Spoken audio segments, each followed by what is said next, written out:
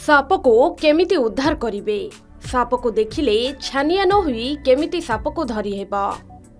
Shop कामुड़िले प्राथमिक चिकित्सा केमिति करिवे एसबु प्रश्न आपणक मनरे केबे आसीछि कि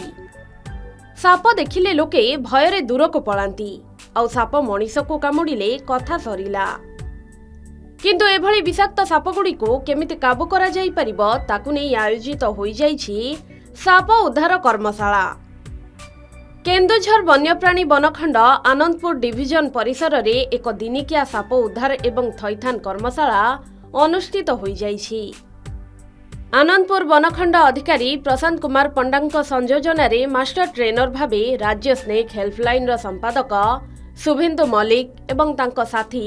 जोगदेई आनंदपुर वनखंड अधीन रे थिबा वन कर्मचारी मानकु साप उद्धार एवं परवर्ती पर्याय रे थैथान व्यवस्था नै विस्तृत भावे आलोचना करिसेंती। एही कर्मशाला रे आनंदपुर डिविजन रो 4 गोटी रेंज रो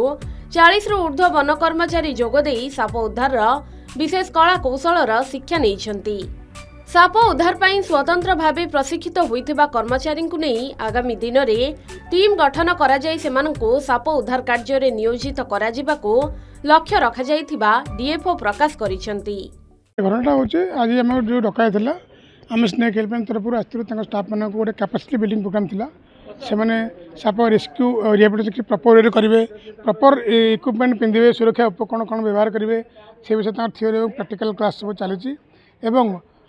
आईन विषय में पढ़लु साप को नहीं कौन कौन सब आईन रही से आज पर्यटन खाली वन्यप्राणी आईन विषय जानते पढ़ुते सागर आम से विषय आउ टे आउ कौन कौन सब आईन रही से विषय जनइलु साप कामड़ प्राथमिक चिकित्सा विषय पढ़ू केमती प्रॉपर फासिलिटी कर डाक्तखाना जी साप कामड़ से एक्सटेंशन तब भल पढ़ा आ सब बड़ कथा है नुआ जिन जोटा से ट्रेनिंग रे कौटी पढ़ी ना सेटा हूँ आजिका तारिख में आम जमी देखुचे आप आगुरी देखुते छुरी बुझाली बंदूक देखिए लोक धमका होता टंका छड़े नौला अपराध कराला मर्डर भाया रेप भाया अपराध होता आजिका तारिख में ओडिशा में सेमती नजर आसगला साप देखिए लोक धमकाउं अपहरण कर मर्डर जामिन रखुच्च मर्डर भी कले रेप कले पोक्सो मामले नाबालिग धमकाइबार है तेणुक फरेस्ट वाला जो जाना जदि आम यहाँ उद्देश्य होची कहबार आम डीएफ मान वन अधिकारी को जन दूँ जोटी एमती केस देखुचे गणमाध्यम देखिले एमती गोटे केस हो साप उद्धार होती अपहरणकारी पाखु जे मर्डर को साप रही से जगह आप पुलिस को निज तरफ जाकि आगे ये वन्यप्राणी आईन जोटे शेड्यूल 1 साप थी नागसापड़ा तेणु आम सेक्शन 9 लगाया चाहूँ आप आड करूँ सो दैट काली यदि साक्षी किसी एपट सेपट से मामला खलास हो आमर सापड़ा जो जबत होती कम से कम से 3 ରୁ 7 वर्ष पर्यटन जेल ए मिनिमम तो से पाइबे तो यहाँ पुलिस और फरेस्ट डिपार्टमेंट कोऑर्डिनेशन ना ये जो अपराध मुंड टेकी उठलानी ओडिशा रे ताको आम रोकिया को समर्थ ना हो पार ना। केउंझर वन्यप्राणी वनखंड जो आम स्टाफ मैंने अच्छा से दक्षता वृद्धि करने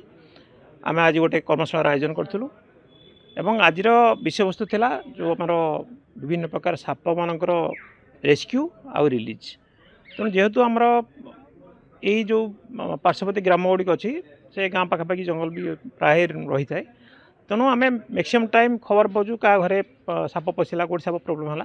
तेणु सेटा को एड्रेस करने आम आमर स्टाफ मानू नहीं किसी